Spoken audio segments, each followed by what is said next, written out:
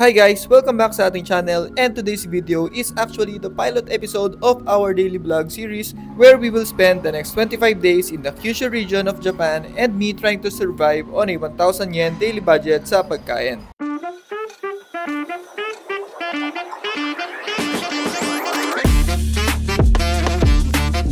We arrive at Naiya International Airport around 9:30 AM for our 1:45 PM flight. Tumambay muna kami sa airport lounge kung saan may access yung credit card ni Jean. Day 0 ng ating Fukuoka. And tingnan nyo itong kinuha ko sa lounge. Yan. So since mag-ano tayo, 1,000 yen per day for food. Kaya ito na yung last na makakain tayo ng libre na food.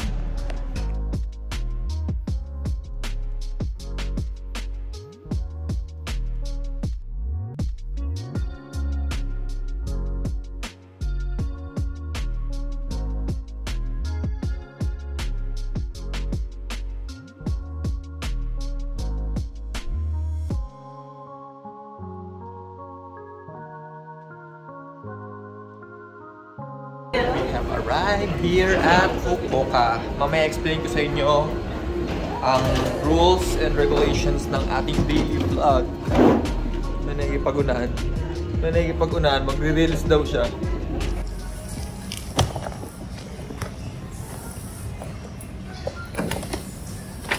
Woo! Hi guys! Welcome back sa ating channel. And for this video, for this series, ay nandito ulit tayo sa Fukuoka, wherein mag-stay tayo around more or less 25 days. So, ang goal ng series na to is for me to use 1,000 yen to buy food. Nandito tayo ngayon sa Fukuoka, Japan. And hindi ko first time dito, hindi namin first time dito. We've been here noong 2018.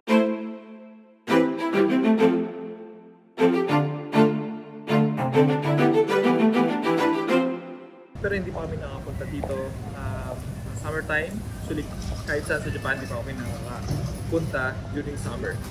And sabi nila, mas mainit dito compared sa Philippines. So, we will see. Kung nakita niyo yung title ng video, which is Surviving 1,000 Yen a Day on Food in Japan, yun yung gagawin natin for this daily vlog na mini-series.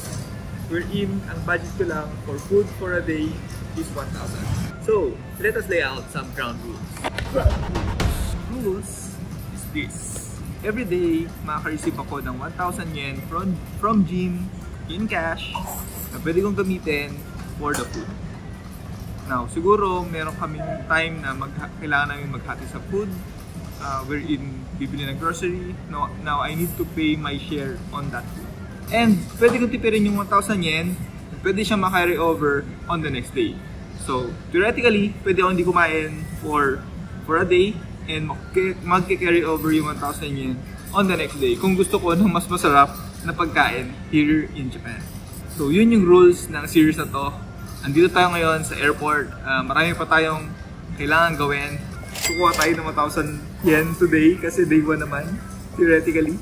And since kumain tayo dun sa lounge sa Philippines, which is practically 0 yen, and nag-staff up tayo ng food doon, kaya busog pa tayo ngayon. Kaya pwede natin tipirin yung 1,000 yen and mag-carry over siya for the next day. Pero for now, let me tell you about our game plan. Maghanap pa na tayo ng ATM machine. Kailangan natin ng cashier in Fukuoka. Si DG yung mag-handle ng cash na yon, and bibigyan niya lang ako ng 1,000 yen per day for the food. Next is check-in. Is kailangan natin mag-check-in sa WeBase. Sana tama yung naalala ko sinabi sa akin. Kailangan natin mag-check-in sa WeBase. So, siguro, try natin maghanap ng ATM muna dito sa airport. Then, labas tayo after para makapag-check-in. So, ready na kayo.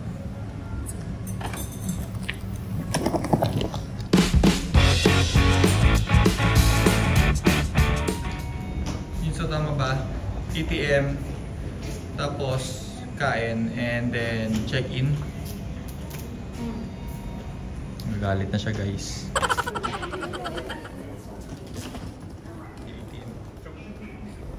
Tingnan natin matapos sila mag-withdraw. Tapos tayo naman.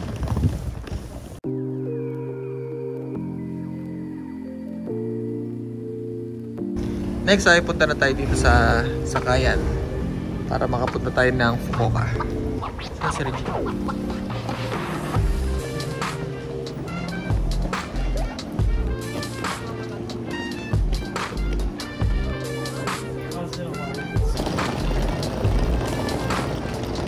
Hinanap natin shuttle bus papunta sa domestic terminal. Nasa labas tayo ngayon ng airport and mararamdaman ko talaga yung init ngayon, yung summer dito sa Fukuoka, Japan. Parang Pinas lang.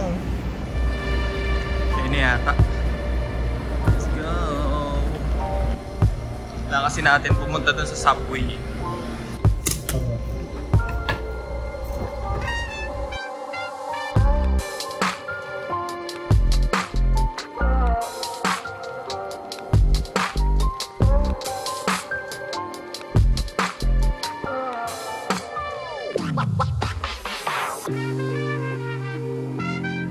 Nalimutan kasi namin yung IC card namin, kaya kailangan ulit namin bumili.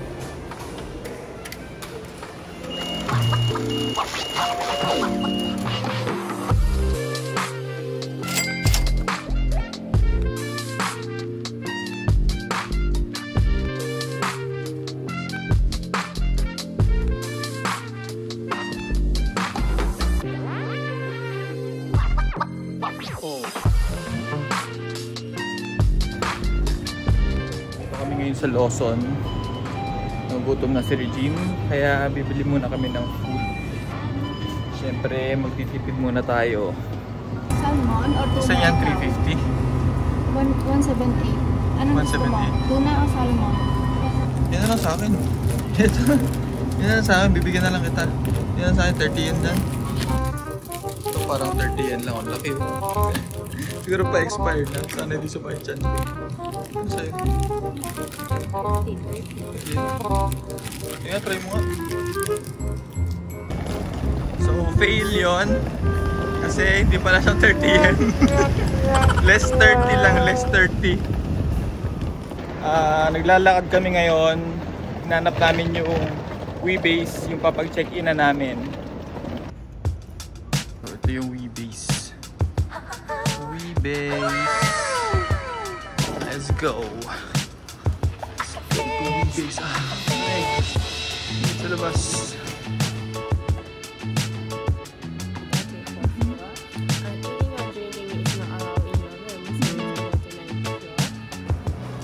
Punta na tayo sa room natin, 403. And then take the paper. So i-display naman kanina, meron silang designated smoking area. And 24 hours naman bukas yung reception. Tama ba, Jin? 24 hours bukas yung reception. Tapos pwede daw kumain sa loob ng room? Okay. Silang shower room. Tapos sa 9th floor is yung kitchen. I'm guessing doon tayo muna pupunta. So, shimarimasu!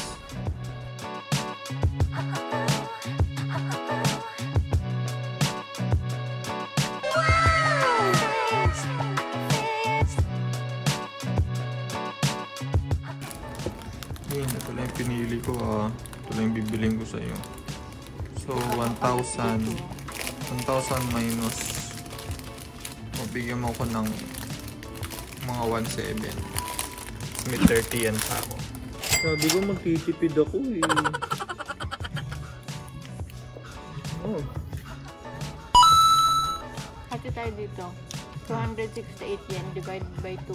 Ayoko. Saan na yan? Naantay ko naantay pass. Kasama natin sa board. Yan ang ating worst case scenario.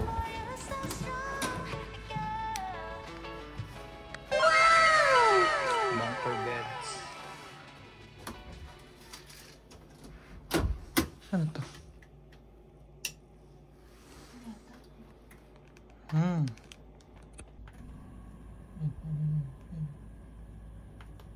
Check-in done! Yes! So, sa taas daw si Regine. Ayaw niya ako katabi. Gusto po ko sa... okay lang.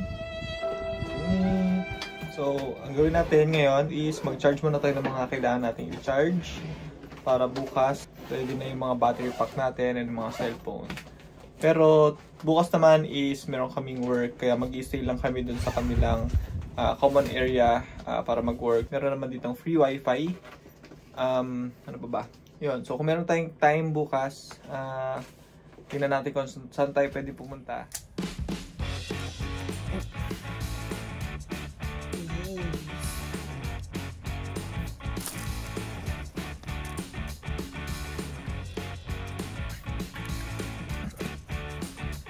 Before we end this night, mag-evening routine muna tayo.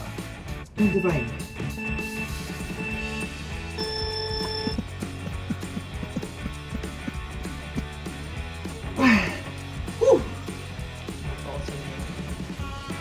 Shower. There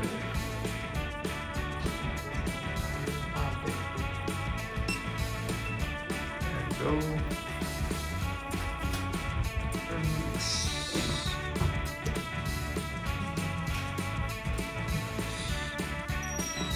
Shower room nila.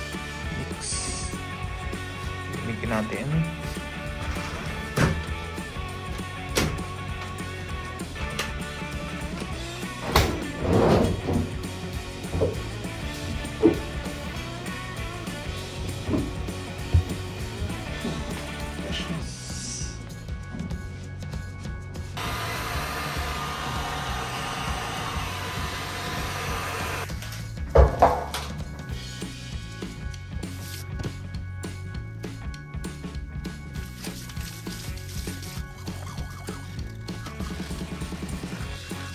Last ng ating evening routine, facial. Kala mo naman talaga.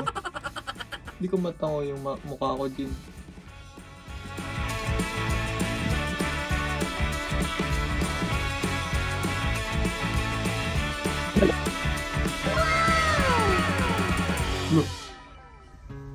Para maano natin ng maigi yung pera natin, iwanan ko muna to.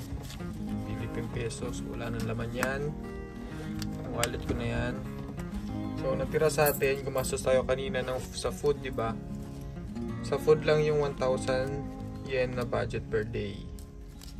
So kuha tayo ng 700 yen dito. Ayan, 700 yen. Meron pa dapat tayong 30 yen. Pero 700 na lang.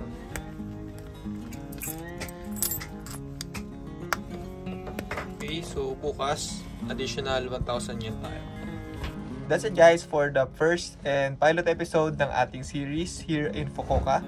Surviving in 1,000 yen per day on food here in Fukuoka. See you tomorrow. Bye!